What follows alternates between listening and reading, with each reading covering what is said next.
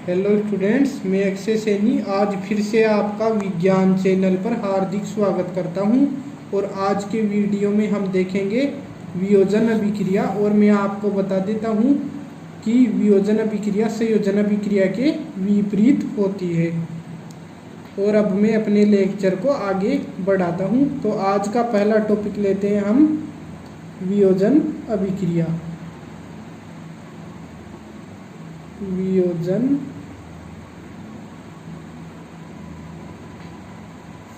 या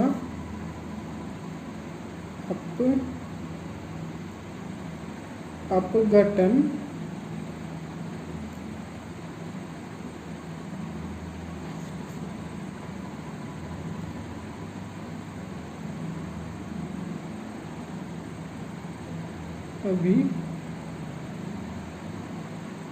अभिक्रिया। और इसको हम बोलते हैं डिसोसिएशन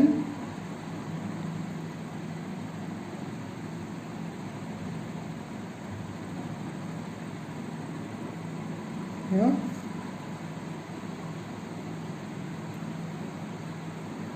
डिकम्पोजिशन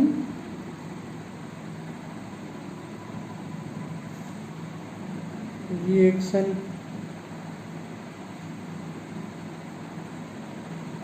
और इसको इंग्लिश में हम बोलते हैं डिसोसिएशन या डिकम्पोजिशन रिएक्शन।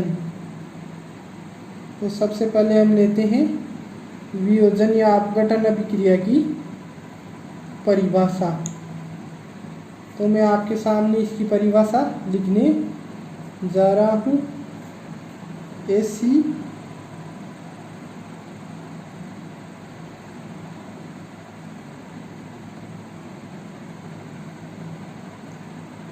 अभिक्रिया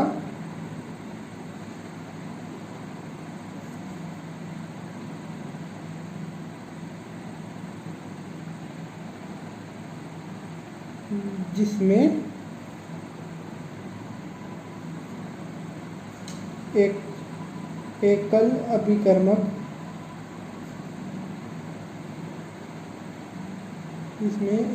अभिकर्मक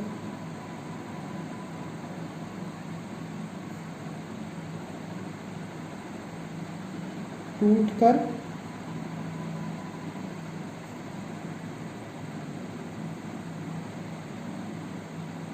छोटे छोटे उत्पाद प्रदान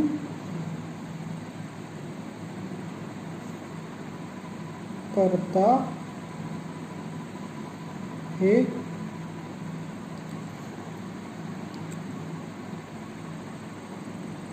वियोजन अभिक्रिया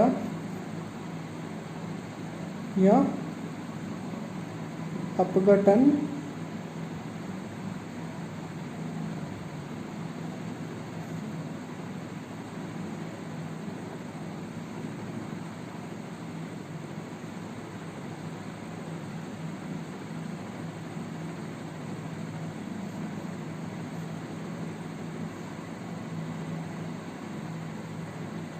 कहलाती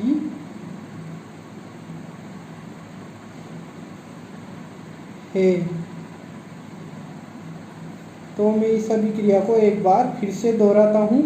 ऐसी अभिक्रिया जिसमें एकल अभिकर्मक टूटकर छोटे छोटे उत्पाद प्रदान करता है वियोजन अभिक्रिया या अपघटन अभिक्रिया कहलाती है। और मैं आपको बता देता हूँ कि अभिकारक को ही अभिकर्मक कहते हैं।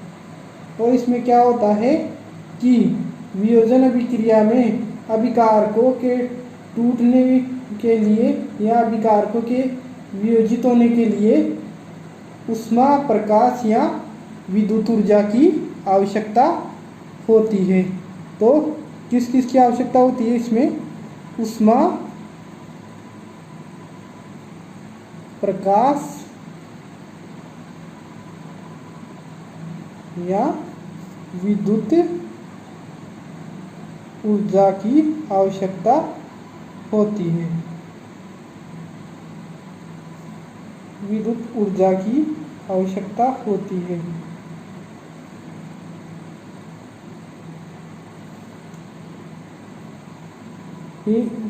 वियोजन अभिक्रिया में अभिकारकों के टूटने या वियोजित होने के लिए ऊष्मा, प्रकाश या विद्युत ऊर्जा की आवश्यकता होती है। जैसे मैं एक उदाहरण दे रहा हूँ आपके सामने वियोजन अभिक्रिया का उदाहरण नंबर 1, 2FeSO4, ये क्या है, सॉलिड एस और ऊष्मा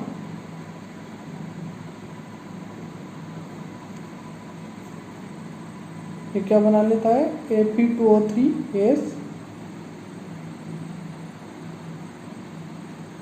S plus SO2 gas plus SO3 gas. जैसे हम इसको ऐसे बोल सकते हैं देखकर आराम से कि फेरस सल्फेट को ऊष्मा देने पर वह वियोजित होकर के या टूट करके फेरिक ऑक्साइड, सल्फर डाइऑक्साइड व सल्फर ट्राइऑक्साइड बनाता है या निर्माण करता है। वैसे आप भी इसको देखकर आराम से बोल सकते हो और मैं आपकी सुविधा के लिए यहाँ पर लिख देता हूँ। ये है फेरस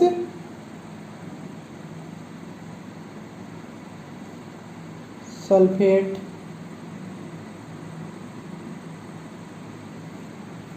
और ये है ferric oxide.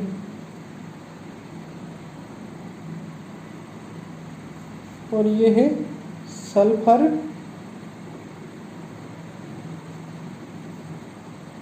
Die oxide.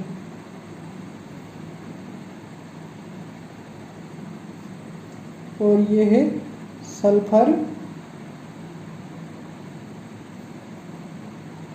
Try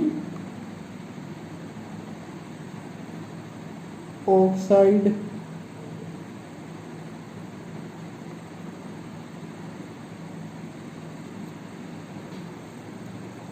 और जैसे मैंने ऊपर ये परिभाषा लिखी, इसको देखकर हम आराम से बोल सकते हैं। ऐसी अभिक्रिया जिसमें एकल अभिकर्मक टूटकर छोटे छोटे उत्पाद प्रदान करता है, इसको देखकर हम आराम से बोल सकते हैं। और अब मैं आपको बताता हूँ फेरस सल्फेट के क्रिस्टल का सूत्र। फेरस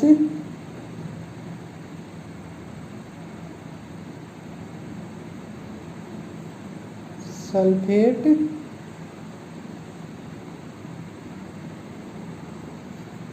के क्रिस्टल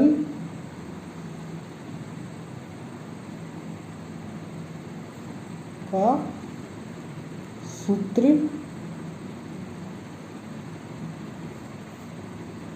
FeSO4.7H2O है। 7H2O है। तो आप अभी पूछोगे कि सर क्रिस्टल क्या होते हैं, तो मैं आपको बता देता हूँ कि ठोस, चमकदार, दानेदार आकृतियाँ क्रिस्टल कहलाती है, जिनके बारे में आप उच्च कक्षाओं में अध्ययन करोगे। और मैं आपको बता देता हूँ कि फेरस सल्फेट का क्रिस्टल क्या है, जल त्याग कर, तो इसका रंग कैसा होता है, हरा। तो आपकी किताब में तो दे रखा है हरा, और वैसे रियल में होता है इसका रंग हरा नीला। तो फेरस सल्फेट का क्रिस्टल जल त्याग कर रंग परिवर्तन कर लेता है। तो यह क्या है, रंग परिवर्तन करके कैसा हो जाता है, श्वेत, और इसके बाद यह ऊष्मा से अपघटित हो जाता है। जैसे ऊष्मा से अपघटित हो गया और इसने छोटे छोटे उत्पाद बना लिए। और अब मैं बताता हूँ आपको इसका दूसरा उदाहरण, CaCO3, और ये क्या है, सॉलिड, और इसको भी हम देंगे ऊष्मा, और यह अपघटित होकर क्या बनाता है, CaOS प्लस CO2 गैस। जैसे CaCO3 का पूरा नाम तो ये क्या है, मैंने पिछले वीडियो में बता दिया था। इसका पूरा नाम कैल्शियम कार्बोनेट है, और इसका साधारण नाम है चूना पत्थर, जिसको इंग्लिश में हम लाइमस्टोन बोलते हैं। और वैसे इसका पूरा नाम है कैल्शियम ऑक्साइड का, CaO का कैल्शियम ऑक्साइड, और इसका साधारण नाम भी मैंने पिछले वीडियो में बता दिया था, बिना बुझा हुआ चूना, और ये है CO2 गैस। तो हम इसको देखकर भी आराम से बोल सकते हैं कि कैल्शियम कार्बोनेट को ऊष्मा देने पर यह वियोजित होकर कैल्शियम ऑक्साइड और CO2 गैस बनाता है, या CO2 गैस का निर्माण करता है। कैल्शियम कार्बोनेट को ऊष्मा देने पर यह वियोजित होकर कैल्शियम ऑक्साइड और CO2 गैस का निर्माण करता है। और मैं आपको बता देता हूँ कि कैल्शियम ऑक्साइड या बिना बुझे हुए चूने का उपयोग सीमेंट के निर्माण में किया जाता है।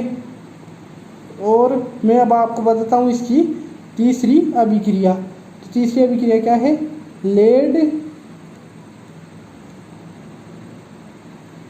नाइट्रेट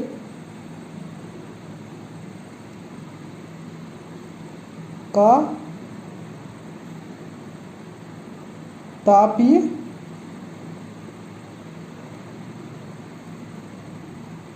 अपघटन,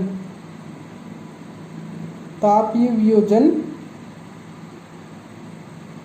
या तापीय अपघटन।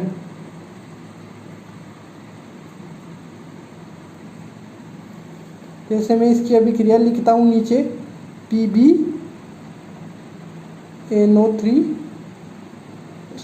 2PbNO3 होल ट्वाइस 2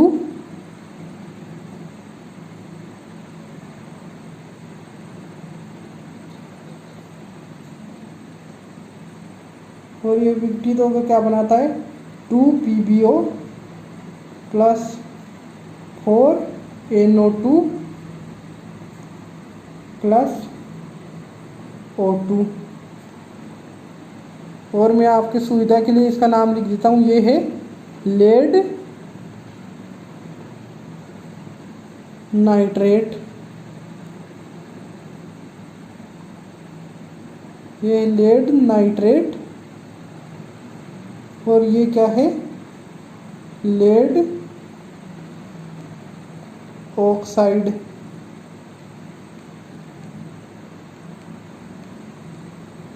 और ये क्या है, नाइट्रोजन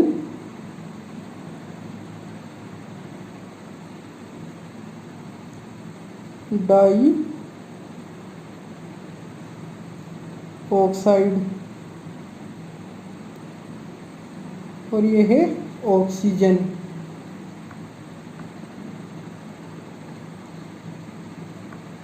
तो इसको देखकर भी हम आराम से बोल सकते हैं। और मैं आपको ये बता देता हूँ कि जैसे मैंने लिखा लेड नाइट्रेट का तापीय अपघटन या तापीय वियोजन, तो फिर क्या होता है कि ऊष्मा देने पर क्या होता है, ताप बढ़ता है। तो इसका हम क्या कराते हैं, तापीय वियोजन। इसलिए मैंने यहाँ पर तापन शब्द लिया है और आपकी पाठ्य पुस्तक में भी यही दे रखा है। तो इसको देखकर भी हम आराम से बोल सकते हैं कि अब लेड नाइट्रेट का हम तापीय वियोजन या तापीय अपघटन करवाते हैं, तब यह वियोजित होकर लेड ऑक्साइड, नाइट्रोजन डाइऑक्साइड और ऑक्सीजन गैस का निर्माण करता है। इसी तरीके से आप लोग भी इसको आराम से बोल सकते हो। और इसका अगला टॉपिक लेते हैं हम, ऊष्मीय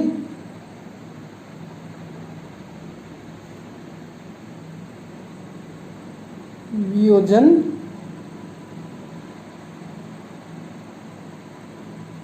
या ऊष्मीय अपघटन। ऊष्मीय वियोजन या अपघटन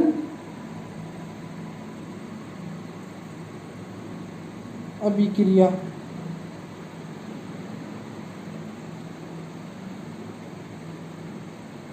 अभिक्रिया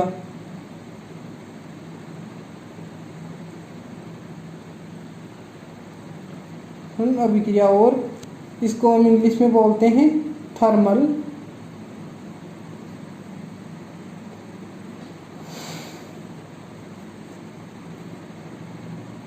डिसोसिएशन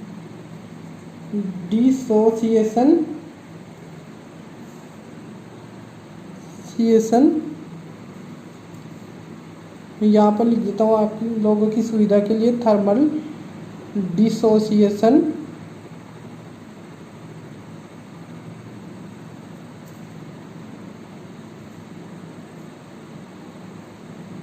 या डिकम्पोजिशन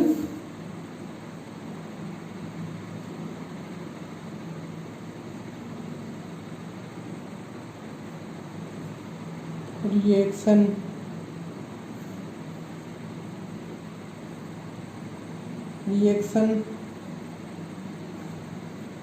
तो ऊष्मीय वियोजन या अपघटन, तो सबसे पहले हम लेते हैं इसकी परिभाषा जो मैं आपके सामने लिखने जा रहा हूँ। वह है अभिक्रिया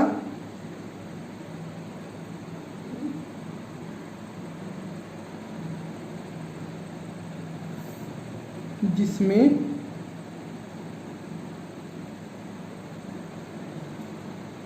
ऊष्मा के द्वारा वियोजन या अपघटन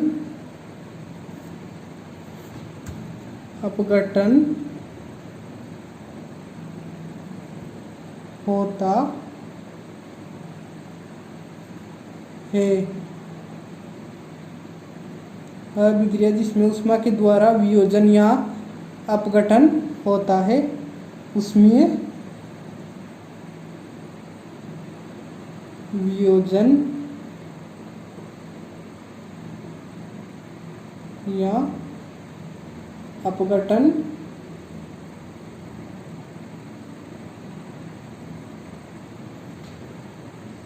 अभिक्रिया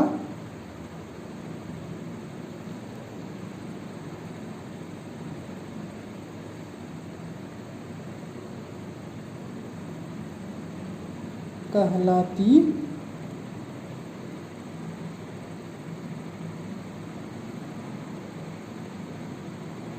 है। जैसे इस परिभाषा को मैं पुनः दोहराता हूँ, वह अभिक्रिया जिसमें ऊष्मा के द्वारा वियोजन या अपघटन होता है, ऊष्मीय वियोजन या अपघटन अभिक्रिया कहलाती है। जैसे इस अभिक्रिया के नाम से ही स्पष्ट है। और मैं आपको बता देता हूँ कि इसको हम तापीय वियोजन भी कहते हैं। और जो भी मैंने ऊपर जितने भी उदाहरण लिख रखे हैं वो सभी क्या है, तापीय वियोजन अभिक्रिया के ही हैं, क्योंकि इनमें क्या है, ऊष्मा के द्वारा वियोजन या अपघटन अभिक्रिया हो रही है, इसलिए यह ऊष्मीय वियोजन या अपघटन अभिक्रिया कहलाती है। और इसका अगला टॉपिक लेते हैं हम ऊष्मा शोषी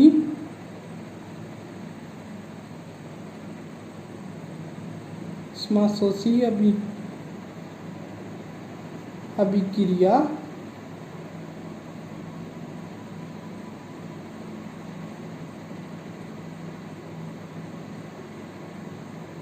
या एंडोथर्मिक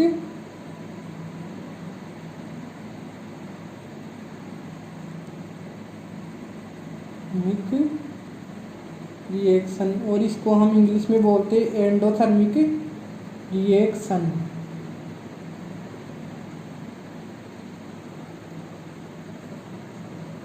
तो सबसे पहले हम लेते हैं एंडोथर्मिक रिएक्शन की परिभाषा या ऊष्मा शोषी अभिक्रिया की परिभाषा।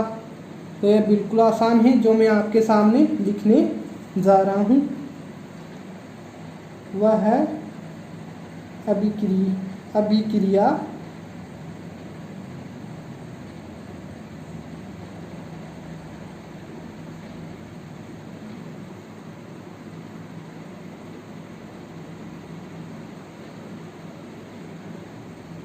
जिसमें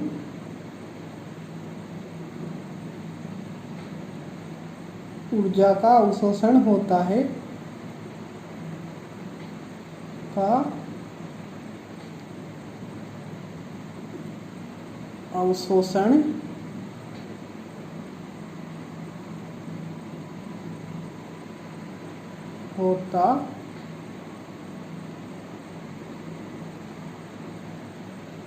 है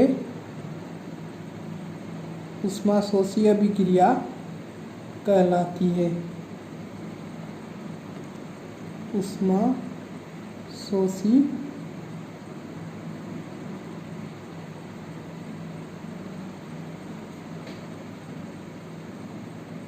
अभिक्रिया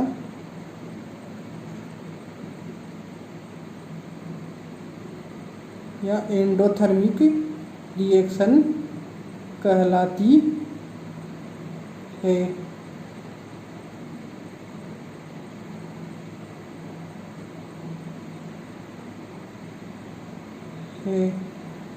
वह है अभिक्रिया जिसमें ऊर्जा का अवशोषण होता है, ऊष्मा शोषी अभिक्रिया कहलाती है।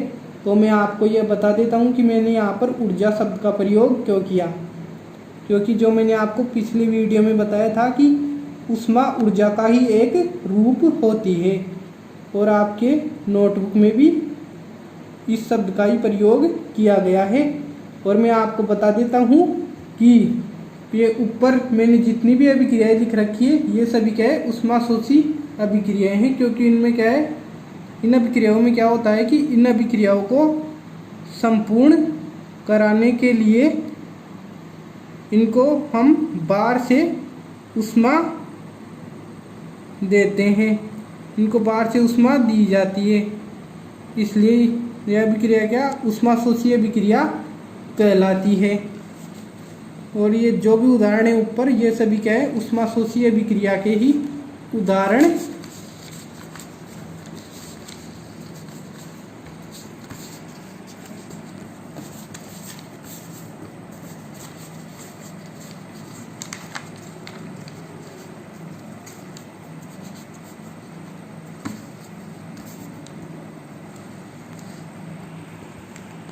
और जैसे अब मैं अगला टॉपिक लेने जा रहा हूँ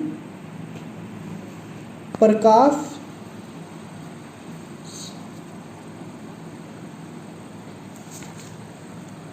वियोजन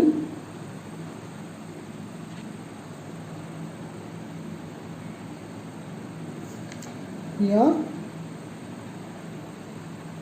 अपघटन अभिक्रिया।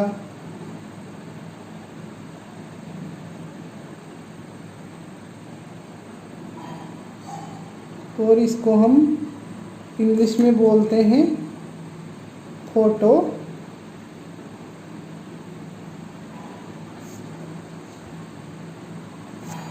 Dissociation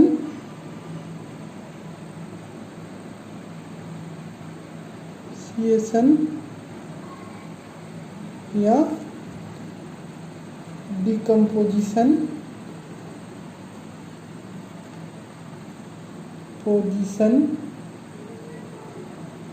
reaction. तो सबसे पहले हम देखते हैं इस अभिक्रिया की परिभाषा, जो मैं आप लोगों के सामने लिखने जा रहा हूँ।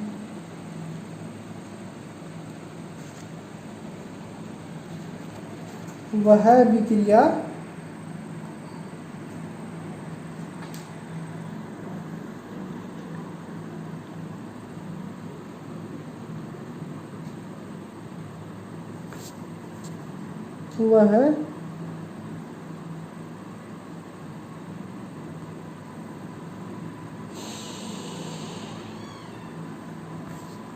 अभिक्रिया जिसमें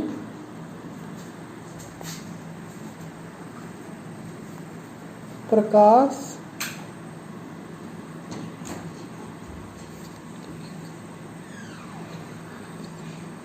की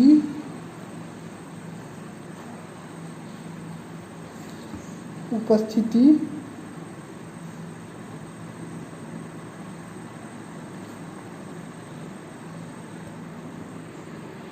में वियोजन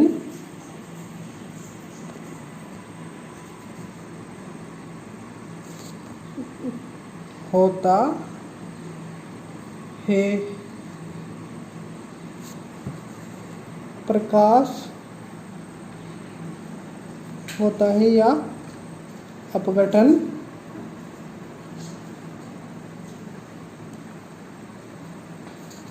होता है। प्रकाश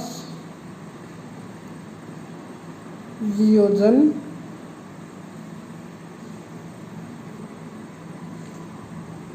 या अपघटन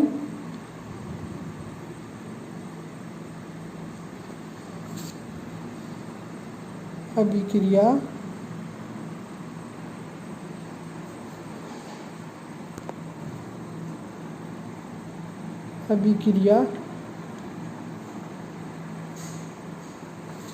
कहलाती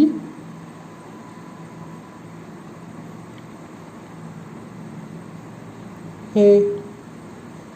जैसे मैं आपके सामने जो परिभाषा लिखी है, मैं इसे एक बार फिर से दोहरा रहा हूँ। वह है अभिक्रिया जिसमें प्रकाश की उपस्थिति में वियोजन या अपघटन होता है।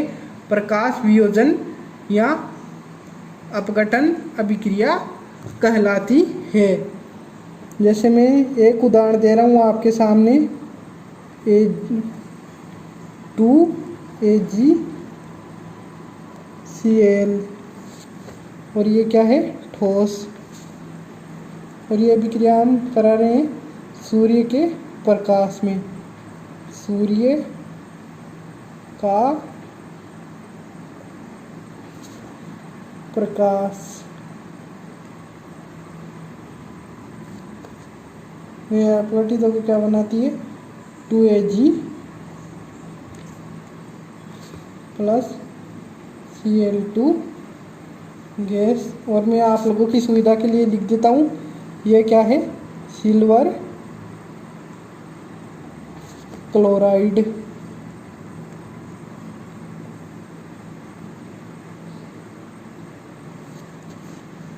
और ये क्या है? सिल्वर। और ये क्या है? क्लोरीन। और इसको देखकर हम आराम से बोल सकते हैं कि जब हम सिल्वर क्लोराइड को सूर्य के प्रकाश में जब सिल्वर क्लोराइड की अभिक्रिया सूर्य के प्रकाश में कराई जाती है तो यह वियोजित होकर सिल्वर और क्लोरीन गैस का निर्माण करता है। तो फिर जैसे आपकी किताब में दे रखा है कि जब हम सिल्वर क्लोराइड को क्या है सूर्य के प्रकाश में रख देते हैं तो ये क्या है धूसर रंग का हो जाता है और इसका रंग कैसा होता है श्वेत। और ये सूर्य के प्रकाश में रखने पर कैसा हो जाता है धूसर। तो ऐसे ही जैसे मैंने थोड़ी देर पहले बोला आप लोग भी आराम से बोल सकते हो। और मैं इसका एक और उदाहरण देता हूँ आप लोगों को। 2AgBr S ये भी क्या है सॉलिड और इसको भी क्या है हम सूर्य के प्रकाश में विक्रिया कराते हैं। ये क्या है सूर्य का प्रकाश, ये क्या है सूर्य का प्रकाश और ये वियोजित होकर क्या बनाता है 2AgS प्लस Br2 गैस। तो इसको देखकर भी हम आराम से बोल सकते हैं कि जब सिल्वर ब्रोमाइड को, और एक बार मैं आप लोगों की सुविधा के लिए यहाँ पर लिख देता हूँ कि ये क्या है सिल्वर ब्रोमाइड, सिल्वर ब्रोमाइड और ये क्या है सिल्वर और ये क्या है ब्रोमीन। कि जब सूर्य के प्रकाश में सिल्वर ब्रोमाइड की अभिक्रिया करवाते हैं तो वह वियोजित होकर सिल्वर और ब्रोमीन का निर्माण करता है। तो ऐसे ही आप लोग भी इसको देखकर आराम से बोल सकते हो। और मैं आप लोगों को बता दूं कि जो ये अभिक्रियाएं मैंने ऊपर लिखी है इनका प्रयोग किया जाता है श्याम श्वेत फोटोग्राफी में किया जाता है। इनका प्रयोग श्याम श्वेत फोटोग्राफी में किया जाता है इनका उपयोग। और मैं आप लोगों की सुविधा के लिए लिख देता हूँ ब्लैक एंड वाइट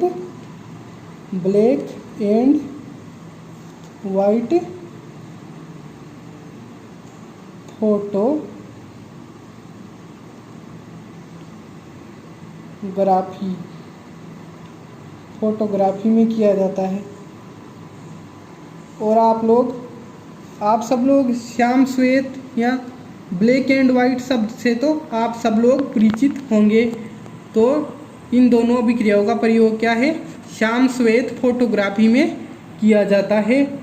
और इस वीडियो को देखने के लिए आपको बहुत बहुत धन्यवाद। और अगर आप इस चैनल पर नए हैं तो प्लीज़ आप इसे सब्सक्राइब कीजिए और अगर आपको यह वीडियो पसंद आया हो तो इसे लाइक भी कीजिए। जय हिंद।